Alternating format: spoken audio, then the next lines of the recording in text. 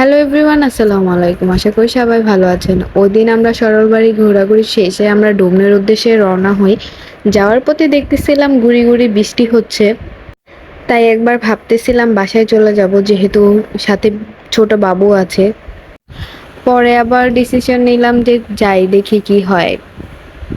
যাই হোক, আমরা যাচ্ছি হচ্ছে ডুমনি পাগলারবান ব্রিজ। এটা অনেক সুন্দর, আর ঈদের সময় এখানে প্রচুর মানুষ হয়। এখনো দেখতেছিলাম অনেক মানুষই আছে। আর এই দিকটায় এসে দেখি এদিকে বৃষ্টি মোটেও হচ্ছিল না, প্লাস হচ্ছে রোদও আছে ভালোই। দেখো এই পাশটাতে কত মানুষ, আর এইদিকে মানুষ ছবি তুলতেছে। এই পাশটা অনেক সুন্দর।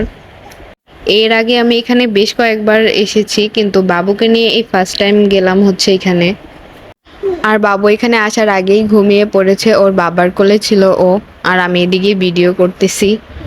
এখানে প্রচুর বাতাস ছিল। যাই হোক, এখানে হাঁটাহাঁটি করার পর আমরা ওই পাশটাতে যাই, নৌকায় উঠবো। তাই দেখো আকাশটা কত সুন্দর দেখাচ্ছে।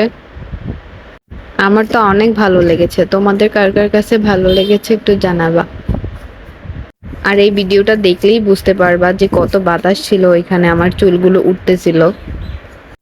যাই হোক, তারপর আমরা যাচ্ছি হচ্ছে নৌকায় উঠবো। আমাদের কাপাসিয়াতে নদী পারাপারের জন্য আমি অনেকবারই নৌকায় উঠেছি, কিন্তু এইভাবে ঘোরার জন্য এই ফার্স্ট নৌকায় উঠলাম। নৌকার চাচাটা ফার্স্টে বলতেছিল জুতা খুলে ওঠার জন্য, যেহেতু আমার কোলে বাবু ঘুমাচ্ছিল। তারপর উনি বলল তুমি জুতা নিয়ে আসো, সমস্যা নাই। যেহেতু বাবুকে নিয়ে ফার্স্ট নৌকায় উঠলাম, তাই ওর ঘুম ভাঙানোর চেষ্টা করে ওর বাবার কোলে বসিয়ে দিলাম। ও চারদিকটা ভালো করে দেখতেছিল, আর ও অনেক খুশি হয়েছে।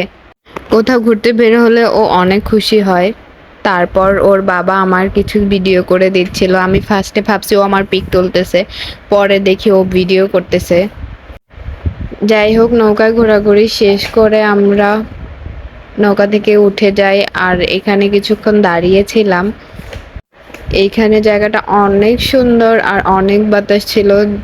এই গরমের মধ্যে এই বাতাসটা যেন অনেক ভালো লাগতেছিল। দেখো কত মানুষ এখানে। ঘোরাঘুরি শেষ করে আমরা যে অটো দিয়ে আসছি, ওই অটো দিয়ে আবার বাড়ির উদ্দেশ্যে রওনা হই। আর যাওয়ার টাইমটাতে আমি আবার কিছুটা ভিডিও করে নিই। আজকের ভিডিওটা এই পর্যন্তই। যদি ভালো লাগে থাকে তাহলে লাইক কমেন্ট করবা। দেখা হবে নতুন কোনো ভিডিওতে। সে পর্যন্ত আল্লাহ হাফেজ।